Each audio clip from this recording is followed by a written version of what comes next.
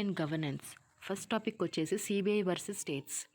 Central government told the Supreme Court that West Bengal government does not have any absolute power to keep the CBI from investigating crimes inside the state. West బెంగాల్కి ఎటువంటి power లేదు సిబిఐని తన work అంటే investigating crime west Bengal స్టేట్లో చేయకూడదు అని చెప్పడానికి వెస్ట్ బెంగాల్కి ఎటువంటి అర్హత పవర్ లేదు అని సెంట్రల్ గవర్నమెంట్ సుప్రీం కోర్టుకి చెప్పింది. అది మెయిన్ న్యూస్. ఇప్పుడు దాని న్యూస్ లోపలికి వెళ్తే, union government was responding to a suit filed by West Bengal government against the union of the state under article 131 of the constitution. ఈ article 131 deals with original jurisdiction of the Supreme Court, where the apex court deals with any dispute between the center and the state. The center and the state or another one side and another state on the other side and two or more states.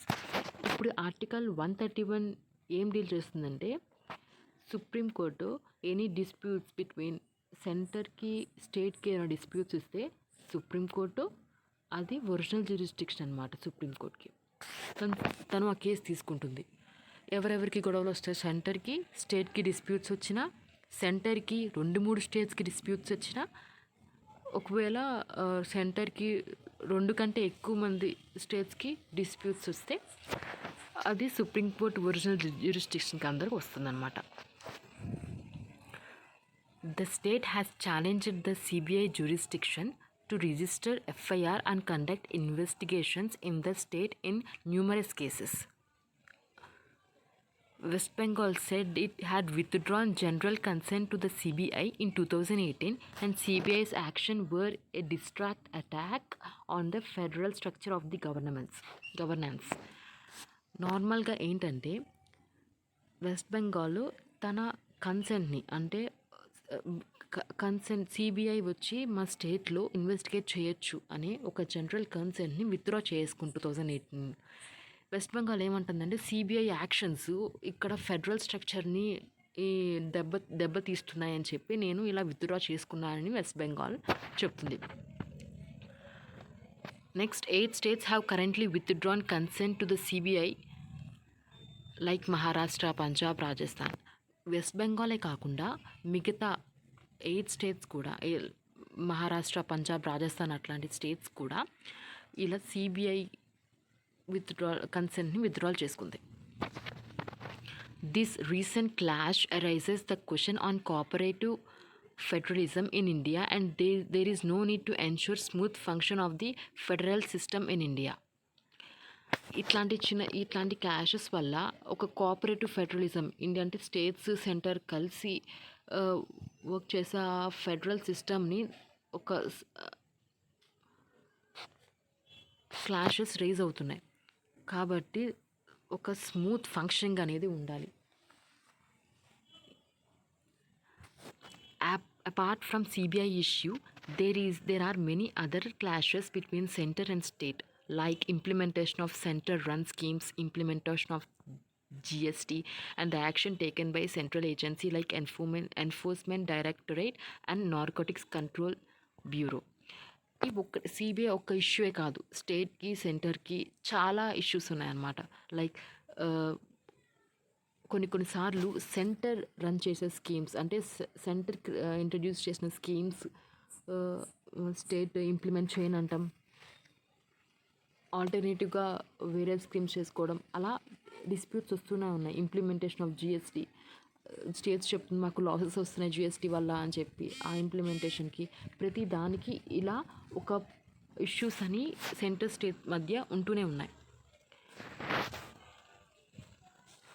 ఇప్పుడు CBI గురించి డీటెయిల్గా discuss చేద్దాం. About CBI, it is the main investigation agency of the central government for cases relating to corruption and major criminal proofs.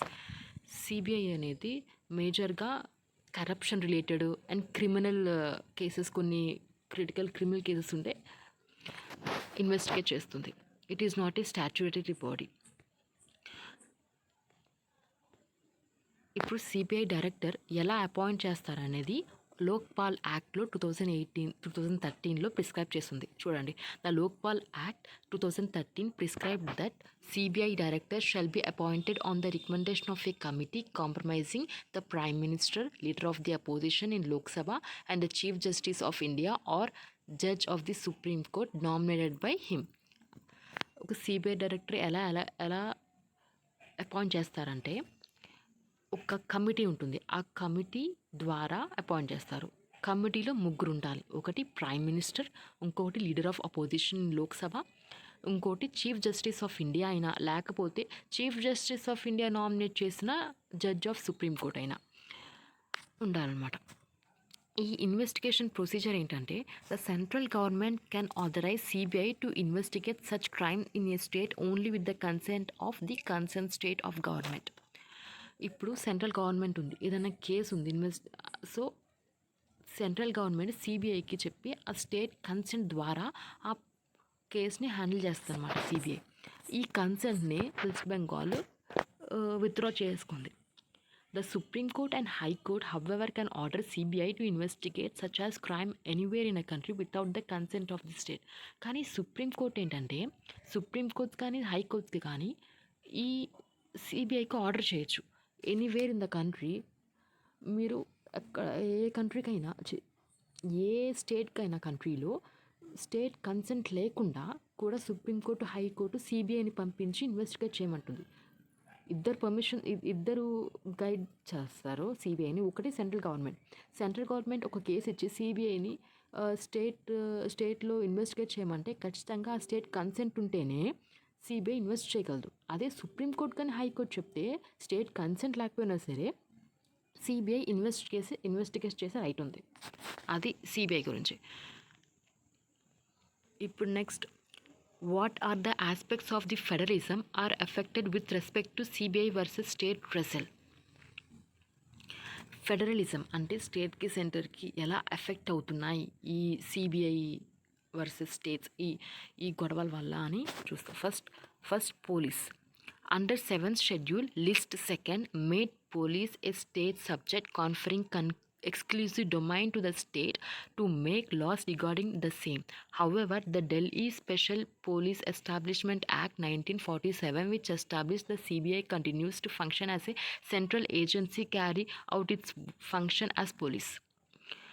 దీంట్లో ఏంటంటే under 7th షెడ్యూల్లో ఏంటి, list 1, list 2, list 3 ఉంటాయి. List 1 ఏమో సెంటర్ లిస్ట్ 2 ఏమో స్టేట్ లిస్టు, ఈ list 3 ఏమో ఆ రెండిట్లో ఉండనివి ఉంటుంది. ఈ లిస్ట్ అంటే ఈ పోలీస్ స్టేట్ సబ్జెక్ట్ అనమాట. So state to make laws regarding to the same.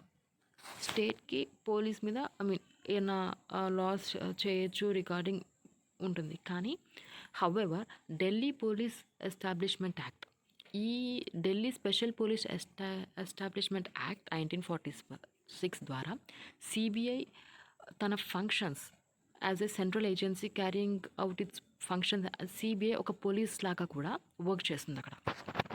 Section 5 and 6 of DSPE act DSP అంటే Delhi special police establishment act deal with the extension of the powers and jurisdiction of a special police establishment to the other areas and the requirement consent of the state governments. ఈ section 5, 6 of ఈ Delhi special establishment యాక్ట్లో కూడా ఏముంటుందంటే, special police police establishment special పోలీస్ని other ఏరియాస్లో కూడా extension చేస్తుంది అనమాట, పవర్స్ అండ్ జ్యూరిస్డిక్షన్ని. నెక్స్ట్ వచ్చి సెకండ్ పాయింట్ వచ్చేది ఫస్ట్ది పోలీస్ గురించి మాట్లాడుకున్నాం. Next general consent for the CBI. Under DPSC act, CBI must mandatorily obtain the consent of the state government consent before the beginning to investigate a crime in state. ఇందాకడ CBI central government order వేస్తే CBI state investigate చేయాలంటే ఖచ్చితంగా ఒక state consent అని ఉండాలని చెప్పుకున్నాం కదా ఇక్కడ పైన ఫస్ట్ అది ఇన్వెస్టిగేషన్ ప్రొసీజర్లో. అది ఎక్కడి నుంచి వచ్చిందంటే అండర్ డిపిఎస్సి యాక్ట్. ఈ సిబిఐ మస్ట్ మ్యాండేటరీగా స్టేట్ గవర్నమెంట్ కన్సెంట్ ఉంటేనే సిబిఐ ఆ స్టేట్లో ఇన్వెస్టిగేషన్ చేయడానికి కుదురుతుంది. The consent of the state government can be either case specific or general. ఆ కన్సెంట్ అంటే స్టేట్ గవర్నమెంట్ కన్సెంట్ ఇవ్వడానికి ఒక పర్టికులర్గా ఆ కేస్ వల్ల అవ్వచ్చు, లేకపోతే జనరల్ కూడా కన్సెంట్ ఇవ్వచ్చు. A general consent is normally given by a state to help the CBI in seamless investigating of cases of corruption against the central government employees in their state. Cooperative federalism is a horizontal relationship between union and states and shows neither is above or other. However, various issues has been emerging in ensuring cooperative federalism due to following reasons. Cooperative federalism అంటే ఏంటి? ఒక relationship between మంచి relation between union and states. ఒకటి ఎక్కువ కాదు, ఒకటి తక్కువ కాదు, రెండు ఈక్వల్ అనమాట. ఆ కోఆపరేటివ్ ఫెడరలిజం ఇష్యూస్ ఉన్నాయి, లైక్ కాన్కరెంట్ జ్యూరిస్డిక్షన్స్. అంటే ఇప్పుడు బాడీస్ లైక్ సిబిఐ, ఎన్సిబి అంటే నార్కోటిక్ సెంట్రల్ బ్యూరో, వీళ్ళ వల్ల ఎక్కువ క్లాషెస్ వచ్చేసినాయి. వాళ్ళకి నమ్మకం ఉండట్లేదు స్టేట్స్కి సెంటర్ మీద. So power tilted to centre అంటే ఎక్కువ concentration centre the right, centre the correct అన్నట్టు అవుతుంది అని. ఇంకోటి complexity of A article 131. Article 131 మనం ముందే ఇక్కడ చదువుకున్నాం. అంటే ఏమైనా ఒక సెంటర్కి ఒక స్టేట్కి ప్రాబ్లం వచ్చినా, లేకపోతే ఒక సెంటర్కి 2-3 స్టేట్స్కి ప్రాబ్లం వచ్చినా, ఒక స్టేట్ నుంచి ఇంకో అలా ప్రాబ్లం వస్తే అది డైరెక్ట్గా మనం సుప్రీంకోర్టు సాల్వ్ చేస్తుంది అనమాట. సో అది కూడా ఏమంటారంటే కాంప్లెక్సిటీ టఫ్ అయిపోయింది అని. ఎగ్జాంపుల్ ఏంటంటే under article 131 by the Chhattisgarh government against the center challenging the National Investigation Act 2008 passed by the center in spite of police being a state subject. అంటే ఇప్పుడు సెంటర్ ఒక national investigation act pass చేసింది, కానీ అదొక state subject. Police అనేది state subject అయినా సరే it pass చేసింది. అది సుప్రీంకోర్టు కూడా అంత ఏం పట్టించుకోలేదు అన్నట్టు, డెసిషన్స్ అన్నట్టు చెప్తుంది అనమాట. No body to foster coordination, managing, bargaining and conflict solutions. అంటే ఇప్పుడు Sarkaria commission suggested setting up an interstate council secretariat, but as it was set up with Union Home Minister, it ceased to be an independent body to foster coordination, manage intergovernment bargaining and conflict resolution. Sarkaria commission ఏంటంటే ఒక inter state council ఉంటే బాగుంటుంది, secretary ఉంటే బాగుంటుంది solve చేయడానికి ఇట్లాంటి problems state సెంటర్కి అని. కానీ అది హోమ్ మినిస్టర్ సెటప్ చేయాలి కాబట్టి ఈ మ్యాటర్స్ కాకుండా ఈ ఇంటర్ గవర్నమెంటల్ బార్గెనింగ్ అంటే కాన్ఫ్లిక్ట్ రిజల్యూషన్స్ అవి చూసుకుంటుంది అనమాట. కానీ ప్రెజెంట్లీ ఒక స్ట్రాంగ్ ఇండిపెండెంట్ ఇన్స్టిట్యూషన్ లేదు సెంటర్ స్టేట్ ప్రాబ్లమ్స్కి ఇష్యూస్ని ప్రాబ్లమ్స్ని సాల్వ్ చేయడానికి అని అంటుంది. Centralisation of power creating friction. Trust deficit between center and state is widening. Center's divisible pool of taxes has shrunk due to rise in the share of the surcharge and cesses, which can be used only for the purpose specified and not dissolved to states. అంటే trust అనేది centre and state మధ్య ఎక్కువ trust deficit అంటే trust లేదు. Centre state మధ్య trust లేదు. ఆ trust లేకపోవడం ఎక్కువైపోతుంది, నమ్మకం ఉండట్లేదు. ఇంకోటి ఏంటంటే సెంటర్ అంటే ఎక్స్ట్రా సర్చార్జెస్ ఛార్జ్ చేస్తుంది కదా, అది సెంటర్ పర్పసెస్కి అంటే సెంటర్ ఒక స్పెసిఫిక్ పర్పసెస్కి యూజ్ చేస్తుంది, స్టేట్స్ని ఇన్వాల్వ్ చేయటం లేదు, స్టేట్కి ఇవ్వట్లేదు అని అదొక ఇష్యూ. డిఫరెంట్ పొలిటికల్ పార్టీస్, ఇది మెయిన్ ఇష్యూ అనమాట. అంటే when different political parties from governments at the center and the state often their interests don't align, hence it becomes a vital and adequately utilize the constitutional and statutory institutions set up to resolve such conflicts and further the welfare of the people, which ultimate goal of the governance. ఏంటంటే సెంటర్లో ఒక government ఉంది, state ఒక government ఉంటుంది. Example ఇప్పుడు చూడండి, సెంటర్లోనేమో Modi government ఉంది, ఈ వెస్ట్ బెంగాల్ ఏమో మమతా బెనర్జీ గారు అని ఉంటుంది. కానీ వాళ్ళిద్దరికీ అస్సలు పడనే పడదు. సో వాళ్ళ పొలిటికల్ క్లాషెస్ వల్ల, పొలిటికల్ పార్టీస్ క్లాషెస్ వల్ల, వాళ్ళ ఐడియాలజీ డిఫరెంట్ అవ్వడం వల్ల, వాళ్ళ పార్టీస్ వేరవడం వల్ల, సో ఒకళ్ళు ఒకళ్ళు ఒకటంటే ఇంకొకళ్ళు ఇంకొకటి అనడం, ఒక రివర్స్ అనడం, సో ఇది కామన్ అయిపోతుందనమాట. ఇదివరకైతే స్టార్టింగ్లో కాంగ్రెస్ సెంటర్లో కాంగ్రెస్ ఉంటే మిగతా అన్ని స్టేట్స్ కూడా కాంగ్రెసే ఉండేవి ఇదివరకు. కానీ ఇప్పుడు ఈ టైంలో డైవర్స్ అయిపోయింది కదా. సో ఈ టైంలో ఎక్కువ స్టేట్స్ కూడా డిఫరెంట్గా రీజనల్ పొలిటికల్ పార్టీస్ వచ్చేసాయి. మళ్ళీ వేరే వేరే పొలిటికల్ పార్టీస్ ఎమర్జ్ అవుతున్నాయి. సో సెంటర్ ఉన్న పొలిటికల్ పార్టీ, స్టేట్ ఉన్న పొలిటికల్ పార్టీ క్లాషెస్ వల్ల ఈ వాళ్ళు కాన్ఫ్లిక్ట్స్ వల్ల పీపుల్ సఫర్ అవుతున్నారు. అండ్ వాళ్ళకి కోఆర్డినేషన్ కూడా సరిగ్గా లేదు. ఓకే, ఇది ఇప్పుడు ఏం చేయాలి? Way forward. Transparency and coordination among centre and state. There is a need to transparent about the current macroeconomic scenario through an honest appraisal that revisits revenue projections and offer a set of strategic pathways for consultation with states through a special session between union ministers and state ministers. అంటే main thing transparency ఉండాలి and coordination ఉండాలి. Transparent అంటే transparency అంటే ఏం చేస్తున్నారు, centre ఉద్దేశం ఏంటో స్టేట్కి చెప్పడం, అలా ట్రాన్స్పరెన్సీ ఉండాలి, కోఆర్డినేషన్ ఉండాలి. ఎప్పటికప్పుడు ఒక స్పెషల్ సెషన్స్ అనేది యూనియన్ మినిస్టర్ అంటే సెంటర్ యూనియన్ మినిస్టర్స్తో అండ్ స్టేట్ మినిస్టర్స్తోనూ ఒక సెషన్స్ అనేది వాళ్ళ డౌట్స్, ఇష్యూస్ అన్నీ ఒక ఫేస్ టు ఫేస్ మాట్లాడుకునేలాగా ఉండాలి. And the second thing is suggestions from centre states relations committee.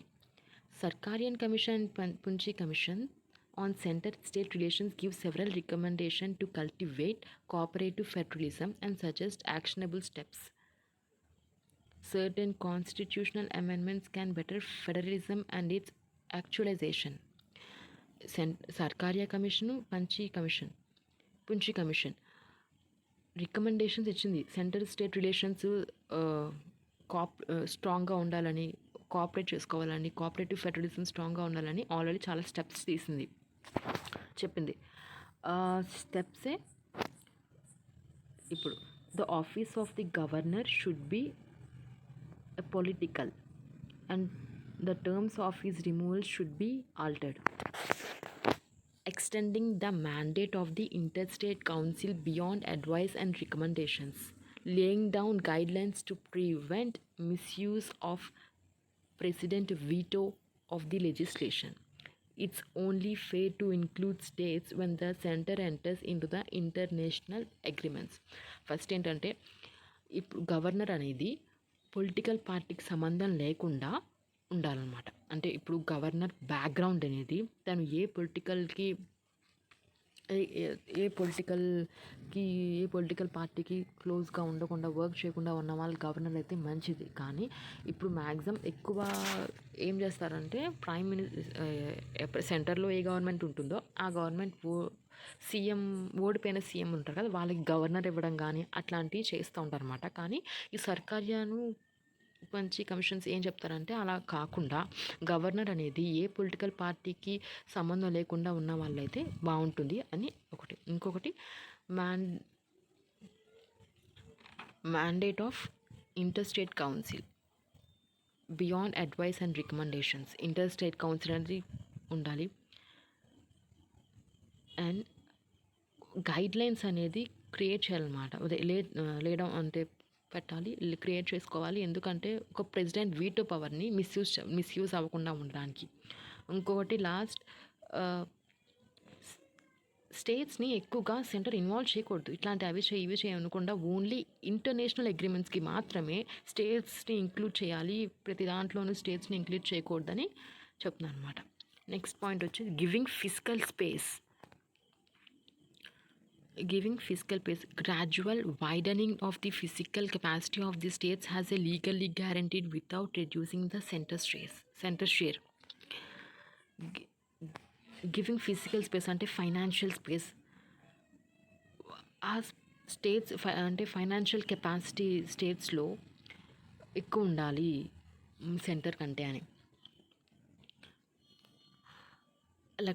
Electoral reforms, adequate electoral reforms for creating level playing field for the regional political parties and regional leaders would facilitate more competitive political contest between the national and regional political forces.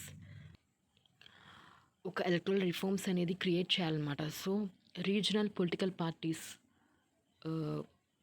మామూలుగా competitive అయ్యి అది వాళ్ళు national కూడా అవ్వాలి అని, అంటే national and regional political parties ఒక కాంపిటేటివ్గా తీసుకుని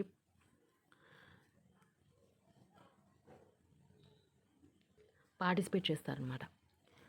ఇప్పుడు specific recommendations for bodies like CBI following the European principle of subsidiarity, framing definite grounds on which state government can restrict general consent or transfer cases to CBI for higher level investigation can aid in reducing the friction between the center and state governments.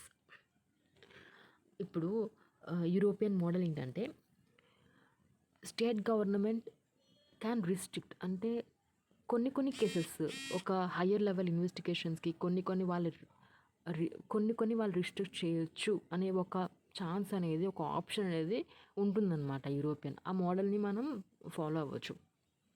So specific recommendations అంటే following European principle of subsidiary ఇదొకటి. మళ్ళీ statutory recognition to CBI will provide constitutional recognition of independence and its existence from Delhi Special Police Act.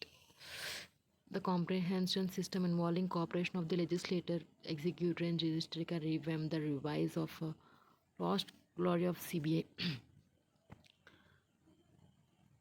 అంటే ఏంటంటే first point ఏంటంటే ఇప్పుడు definite grounds, అంటే కొన్ని grounds state government restrict చేయొచ్చు, కొన్ని సిబిఐకి ట్రాన్స్ఫర్ చేయొచ్చు స్టేట్, అలా కూడా ఉంది. ఇంకొకటి స్టాట్యుటరీ, ఇప్పుడు సిబిఐ అనేది నాన్ స్టాట్యుటరీ బాడీ, దానికి ఒక స్టాట్యుటరీ బాడీగా చేయొచ్చు. ఇంకొకటి కాంప్రహెన్సివ్ సిస్టమ్ ఇన్వాల్వింగ్ ఇప్పుడు లెజిస్లేటర్, ఎగ్జిక్యూటివ్, జ్యుడిషియరీ కోఆపరేషన్ ఉండి మళ్ళీ సిబిఐ మళ్ళీ పోయిన గ్లోరీని రివైజ్ తీసుకురావచ్చు అనమాట. అది first topic, CBI versus states.